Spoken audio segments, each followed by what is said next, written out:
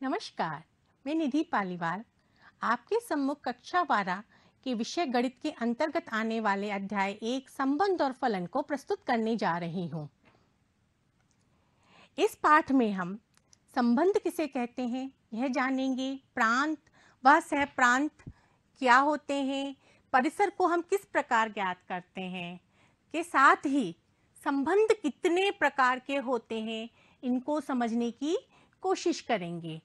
इसके साथ ही हम फलन किसे कहते हैं, फलन के प्रकार जो कि हमारे इस तरह लिखे हुए हैं, आप देख रहे हैं। फलनों का संयोजन क्या होता है इसको समझेंगे, व्युत्क्रमणीय फलन इसको जानेंगे। इसके साथ ही हम बाइनरी ऑपरेशंस को भी समझने का प्रयास करेंगे। इससे पहले, इस चैप्टर को समझने से पहले हमको करना क्या है कि कक्षा 11 के हमारे कुछ मुख्य बिंदु हैं, इनको हम दोहरा लेते हैं। समुच्चय, समुच्चय किसे कहते हैं? सेट, यानी कि वस्तुओं के सुपरिभाषित संग्रह को हम समुच्चय कहते हैं। हमारे कुछ मेन सेट जो हैं वह हम ले रहे हैं जो कि हमारे इस चैप्टर में काम आएंगे। सेट एन, प्राकृत संख्याओं का समुच्चय, जिसको हम इस प्रकार लिख सकते हैं। इसी में अगर हम देखें जेड, यह हमारा इंटीजर्स का सेट है जिसको हम आई से भी प्रदर्शित कर सकते हैं। यहाँ पर आप जो देख रहे हैं +1 से लेकर +2 +3, ये जितनी भी धन लगी हुई संख्याएं हैं, इनको अगर हम एक समुच्चय के रूप में लिखना चाहें तो वह हम किस प्रकार लिखेंगे?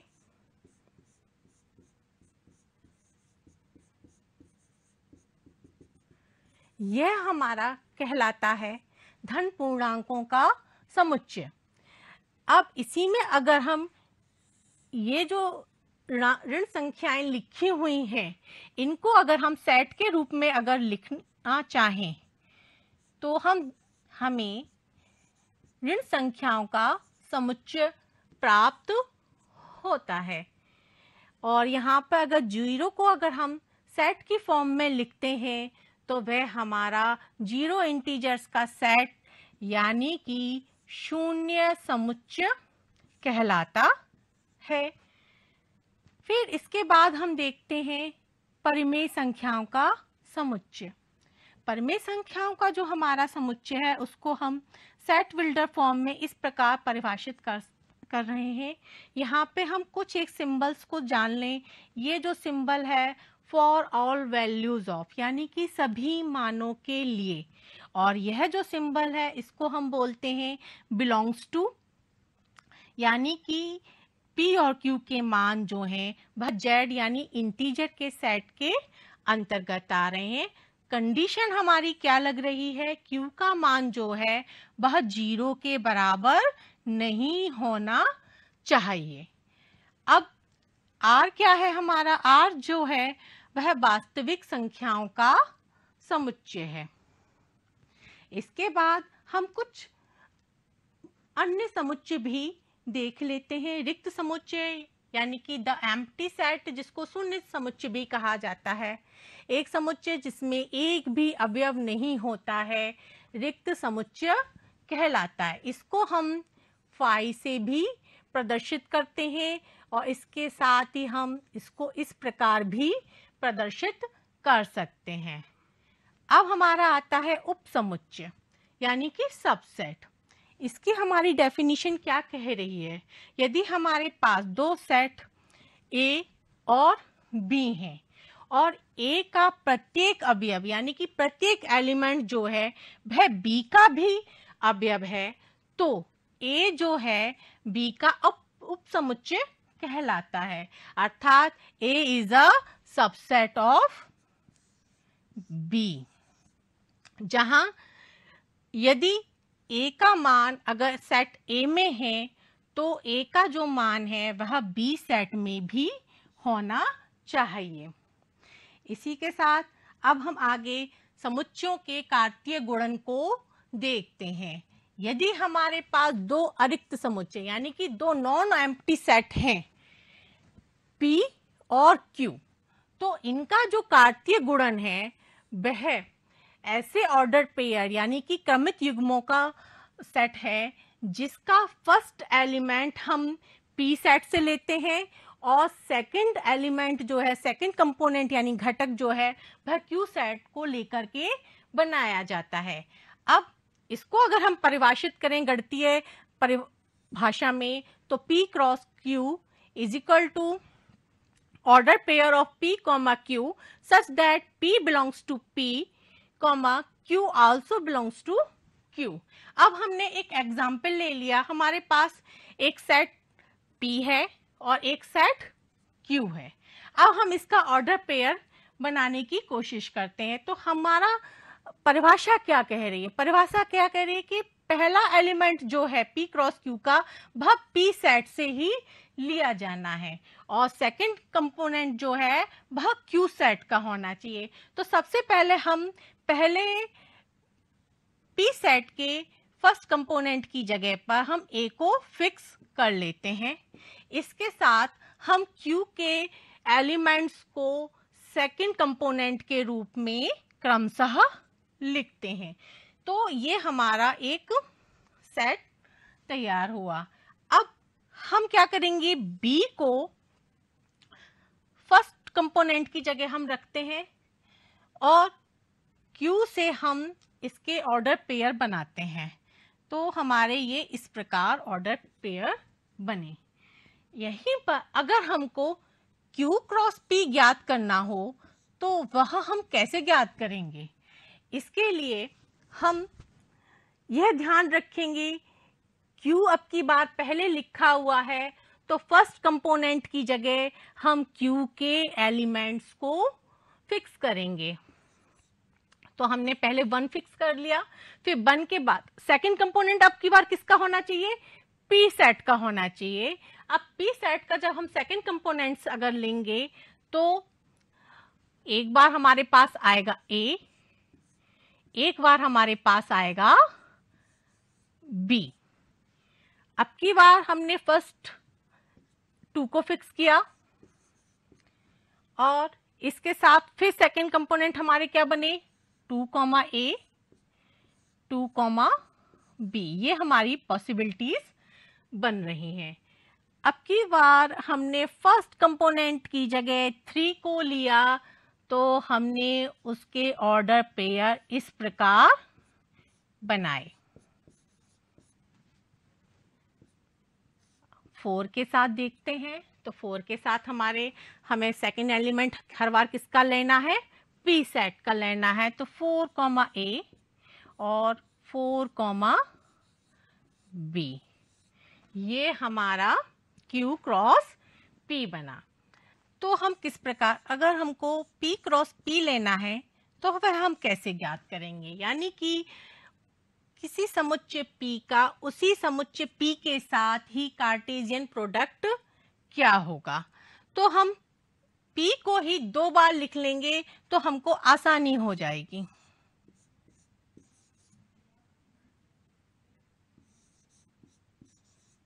ये एक बार हमने लिख लिया, दोबारा से हम फिर P सेट को लिख लेते हैं।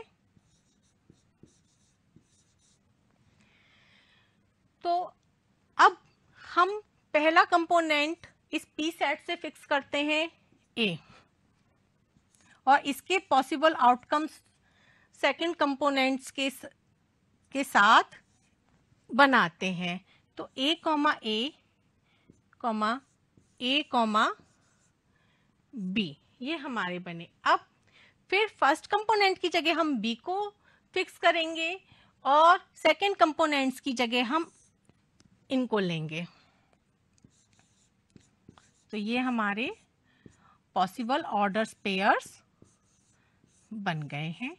तो इस प्रकार हमने देखा किसी समुच्चय का उसी के साथ कार्तीय गुणनफल हम कैसे ज्ञात कर सकते हैं। अब हम आपको करने के लिए एक प्रश्न दे रहे हैं जो वह आप स्वयं करेंगे। यदि हमारे पास एक सेट B है, दूसरा सेट ये है, तो हमको A cross B, B cross A cross ए तथा बी क्रॉस बी ज्ञात करना है। अब हमने पुरानी कुछ चीजें दोहरा ली। अब हम इस चैप्टर के संबंध की परिभाषा पर आते हैं। संबंधों को अगर हमें समझना है तो सबसे पहले हम अपने आसपास देखते हैं। हमारे आसपास कई संबंध हमको दिखते हैं, जैसे पिता और पुत्र, भाई और बहन, टीचर और स्टूडेंट। इन सब में क्या है, एक कनेक्शन दिख रहा है आपको। अब यहीं पर अगर हम गणितीय भाषा में देखें या गणित की दृष्टिकोण से देखें तो अगर हमारे पास कोई दो संख्याएं a और b हैं और यदि a संख्या जो है वह b से बड़ी है तो उसको हम क्या बोलते हैं, a is greater than b। यहाँ पर यह क्या है, यह हमको एक संबंध को बता रहा है। इसी प्रकार अगर हमारे पास एक लाइन L है, दूसरी लाइन अगर हमारे पास M है और कहा जा रहा है कि यह लाइन जो है इस लाइन के समांतर है, तो यह भी इन दोनों लाइंस के बीच में एक कनेक्शन को यानी एक कड़ी को हमको बता रहा है। यानी कि संबंध क्या है, यह दो वस्तुओं के बीच की एक अभेद्य कड़ी होती है जिससे दो वस्तुएं परस्पर संबंधित होती हैं। अब हम इसकी मानक परिभाषा की तरफ देखें। अगर हमारे पास दो सेट A और B हैं तो उनके बीच जो संबंध R है वह कार्तीय गुणन A क्रॉस B का एक सबसेट यानी एक उपसमुच्चय होता है, जो कि A क्रॉस B के क्रमित युग्मों के प्रथम तथा द्वितीय घटकों के मध्य एक संबंध स्थापित करने से प्राप्त होता है। बट कंडीशन क्या है, सेट A व सेट B दोनों ही हमारे नॉन एम्प्टी सेट होने चाहिए, तभी हमको यह संबंध प्राप्त होगा। इसको हम एक उदाहरण की सहायता से समझते हैं। हमारे पास उदाहरण है, एक सेट A है, एक सेट B है। ये हमने उसको तीर आरेख के रूप में यहाँ पर ये इस प्रकार हम लिख रहे हैं। अब इन दोनों सेट्स के बीच में हम एक रिलेशन को परिभाषित करने की कोशिश करते हैं। हमने रिलेशन को इस प्रकार परिभाषित किया, b is equal to 2a। ये हमारा संबंध है, यानी कि a का जो दूना है वह b है, जहां a जो है वह हमारा इस सेट A में है और b जो है वह इस सेट B के अंतर्गत आएगा। अब इस के संबंध को हम रोस्टर फॉर्म के रूप में लिखने की कोशिश करते हैं। उससे पहले हम इस संबंध को एक तीर आरेख के रूप में देखते हैं। 1 का दूना क्या हुआ, अब हमने A की जगह क्या रख रहे हैं, हम 1 रख रहे हैं, तो B का मान हमको क्या प्राप्त हो रहा है, 2 प्राप्त हो रहा है, क्योंकि 1 का दोगुना हमको क्या हो गया, 2। तो अब ये हमारा एक ये है, B सेट में 2 कहाँ है, यहाँ है। अब देखिए A की जगह हमने लिया 2, तो B का मान क्या होगा, 2 गुणा 2 यानी कि 4। इसी प्रकार देखें तो 3 का दूना हमको 6 ये दिख रहा है, 4 का दूना 8 हमको यह दिख रहा है, लेकिन 5 का दूना क्या होगा, 10। क्या 10 इस बी सेट में है, नहीं है। 6 का दूना क्या होगा हमारा, 12। 12 क्या इस बी सेट में है, नहीं है। तो अब इस संबंध को अगर हम लिखेंगे, परिभाषित करेंगे रोस्टर फॉर्म में, तो इसके ऑर्डर पेयर इस प्रकार बनेंगे 1, 2, 2, 4, 3, देखिए फर्स्ट कंपोनेंट हमें इसका लेना है तो 1 लिया, सेकंड कंपोनेंट हमें इसका लेना है तो उसके साथ हमने क्या जुड़ रहा है, 2 जुड़ रहा है, 2 ले लिया, 2, 4, फिर इस इसी प्रकार अगर हम देखें तो 3 का कनेक्शन किससे जुड़ रहा है, 6 के साथ जुड़ रहा है, और 4 का कनेक्शन किसके साथ जुड़ रहा है, 8 के साथ। इसके आगे के ऑर्डर पेयर संभव नहीं है, तो हमारा रिलेशन जो है रोस्टर फॉर्म में इस प्रकार लिखा जाएगा। अब यहीं पर हम किसी भी रिलेशन के प्रांत,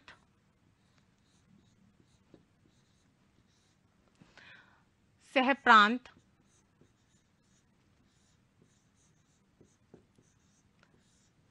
व परिसर, इन तीनों को देखते हैं। प्रांत क्या होगा हमारा, इसका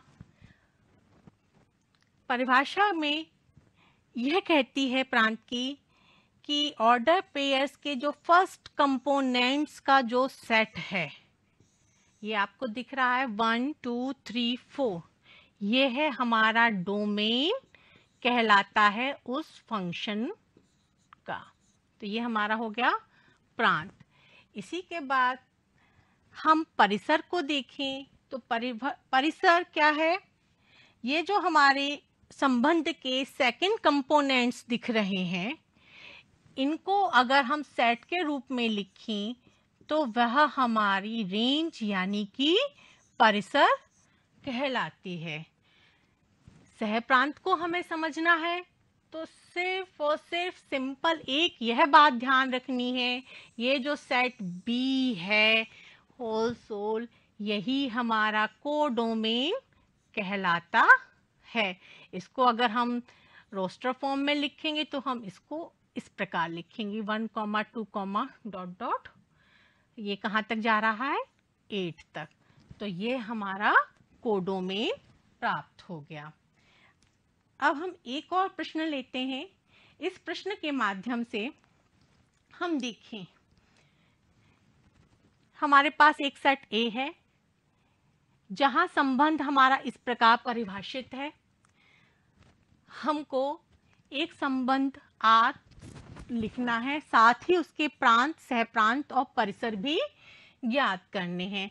तो संबंध को लिखने से पहले यहाँ एक आसान सा तरीका देख लेते हैं। यहाँ पर संबंध हमने इस प्रकार लिख लिया 3x - y = 0। तो हमको यहाँ से 3x बराबर क्या मिला, y मिला, यानी कि y का मान क्या होगा, वह x के मान का 3 गुना होगा। अब यदि हमारे पास x = 1 है तो y का मान हमको क्या प्राप्त होगा, 3 गुणा 1 यानी कि 3। इसी प्रकार अगर x बराबर हमारे पास 2 है तो y का मान हमको प्राप्त होगा 6।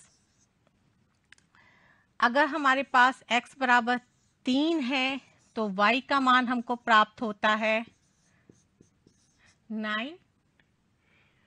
4 अगर हम लेते हैं तब y का मान हमको प्राप्त होता है 12। अब यदि अगर हम x का मान 5 लेते हैं तब हमको y का मान प्राप्त होता है 3 × 5 यानी कि 15। हमारे साथ कंडीशन क्या लग रही है कि y का मान जो है वह भी सेट A में होना चाहिए। जरा देखते हैं y के मान सेट A में है, 3 है, 6 है, कैसे है, 1 से लेकर 14 के बीच की सारी संख्याएं हैं, 14 तक की, 9 भी है, 12 भी है, 15 नहीं है। क्यों?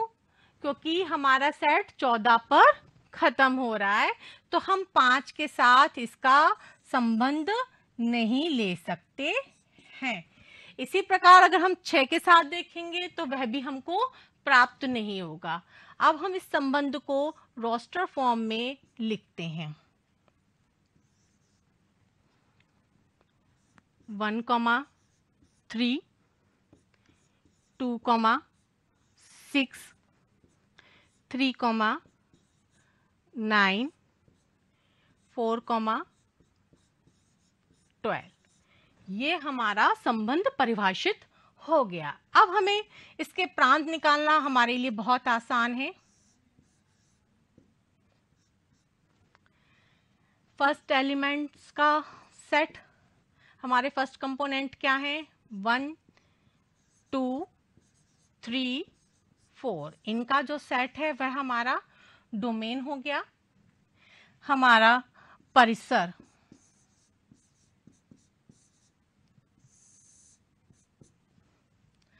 परिसर क्या होगी, सेकंड कंपोनेंट्स का सेट। यहाँ सेकंड कंपोनेंट्स क्या है, 3 6 9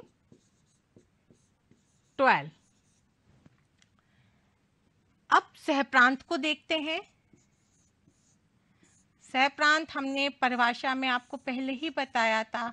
सहप्रांत जो होता है वह हमारा सेट खुद जिस पर डिफाइन हो रहा होता है संबंध वह होता है। तो इसको अगर हम लिखेंगे रोस्टर फॉर्म में तो 1, 2, 3 से लेकर के हमारे 14 तक की संख्याओं का सेट, यह हमारा प्रश्न बन गया।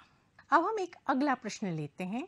इस प्रश्न में हम संबंध किस प्रकार पहचानेंगे कि किन्हीं दो समुच्चयों में क्या संबंध बना हुआ है।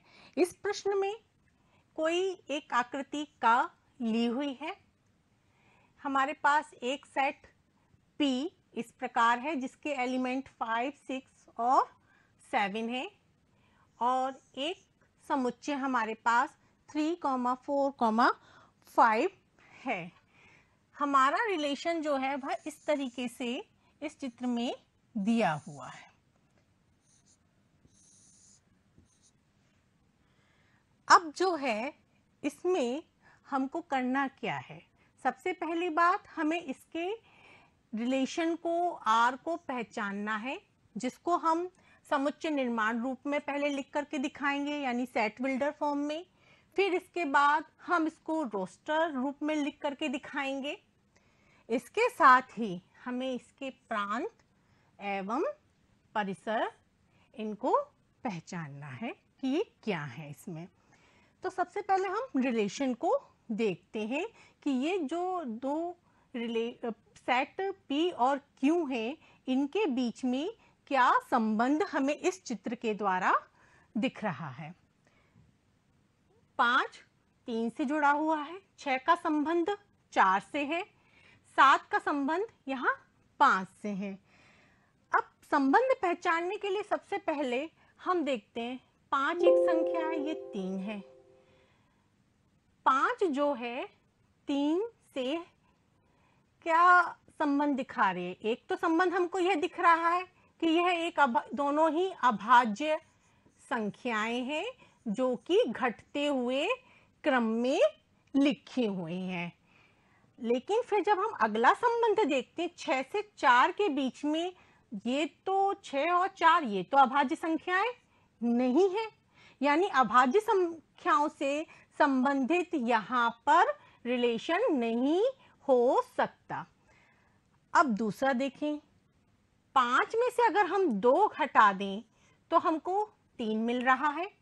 6 में से अगर हम 2 घटा दें तो हमको 4 मिल रहा है। 7 में से भी 2 घटाने पर हमको 5 प्राप्त हो रहा है।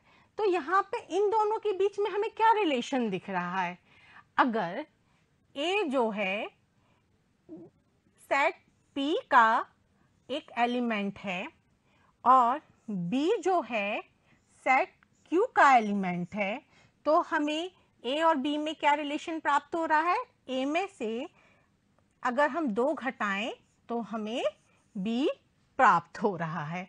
अब हम यहाँ से क्या देखते हैं, हमें यहाँ से यह प्राप्त होता है इस सेट को का रिलेशन, जिसको हम अब समुच्चय निर्माण यानी कि सेट बिल्डर फॉर्म में लिखने जा रहे हैं।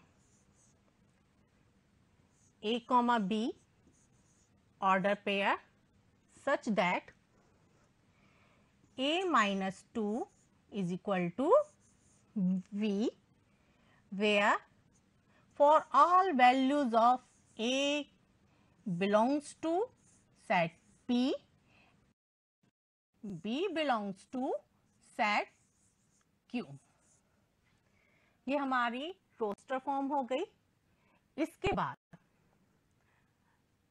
रोस्टर फॉर्म में लिख रहे हैं, ये हमारी समुच्चय निर्माण फॉर्म हुई है। रोस्टर फॉर्म में कोई दिक्कत नहीं है। फर्स्ट एलिमेंट हमारा किस सेट का होगा? पी सेट का होगा, और सेकंड एलिमेंट हमारा, सेकंड कंपोनेंट जो है वह क्यू सेट का रहेगा। यहाँ पर ये हमारे ऑर्डर पेयर हैं। 5 किससे जुड़ा है? 3 से। 5,3, फिर 6,4 एंड 7,5।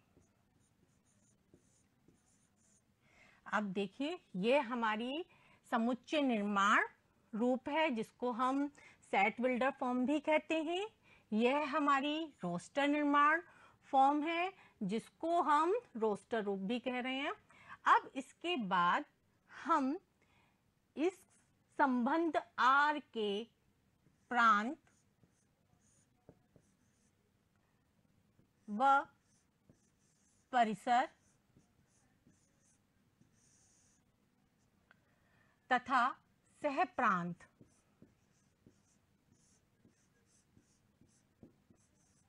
ज्ञात करते हैं। क्या होंगे? यहां पे हमारे प्रांत क्या होगा? ऑर्डर पेयर के फर्स्ट कंपोनेंट्स का सेट। उसको हम लिख लेते हैं 5, 6, 7। ये हमारे ऑर्डर पेयर्स के फर्स्ट कंपोनेंट्स हैं और ये उनका सेट है। ये हमारा प्रांत अर्थात डोमेन हमें इस रिलेशन का प्राप्त हो गया। इसके बाद हम इसकी रेंज देखते हैं। रिलेशन की रेंज यानी परिसर की परिभाषा के अनुसार किसी भी रिलेशन का जो सेकंड कंपोनेंट है 3, 4 एंड 5, यह अगर सेट के रूप में लिखा जाता है तो वह इसका परिसर कहलाता है। इसको हम लिख लेते हैं 3, 4, 5। तो ये हमको इसकी परिसर मिल गई। अब यहाँ पे एक चीज देखिए, प्रश्न में सहप्रांत तो पूछा नहीं गया है, तो जब पूछा जाएगा तब हम इन दोनों को लिखेंगे। लेकिन अगर सहप्रांत पूछा जाता तो इस सेट का सहप्रांत क्या होता? हमने पहले भी बताया है, जो होल सेट ऑफ क्यू होता है वही हमारा कोडोमेन अर्थात सहप्रांत होता है। तो हम लिख देते हैं 3, 4, 5। यहाँ पर एक मजेदार चीज हमको क्या देखने को मिल रही है? यहाँ परिसर कोडोमेन के बराबर हमको मिल रहा है। आपको मैं बता दूं, परिसर जो होता है हमेशा कोडोमेन यानी सहप्रांत का सबसेट होता है। परिसर इज अ सबसेट ऑफ सहप्रांत, यानी परिसर उपसमुच्चय है सहप्रांत का। परंतु यहाँ पर हमको परिसर क्या मिल रहा है? सहप्रांत के बराबर मिल रहा है। तो दोनों ही इक्वल प्राप्त हो रहे हैं। इसके बाद अब मैं एक प्रश्न आप लोगों को हल करने के लिए दे रही हूं, जो आप स्वयं घर पर करेंगे। प्रश्न हमारा इस प्रकार है कि हमारे पास सेट जो है ये डिफाइन है, x बिलोंग्स टू 0, 1, 2, 3, 4, 5। और संबंध हमारा कैसे है डिफाइन? x, x प्लस 5, यानी कि सेकंड कंपोनेंट जो है वह हमको फर्स्ट कंपोनेंट में 5 जोड़ने पर प्राप्त हो रहा है। अब आप क्या करेंगे? इस प्रश्न में देखेंगे कि पूछा क्या जा रहा है। इस प्रश्न में हमसे प्रांत और परिसर पूछे जा रहे हैं। तो हम इस प्रश्न के प्रांत व परिसर दोनों को ही ज्ञात करेंगे। धन्यवाद।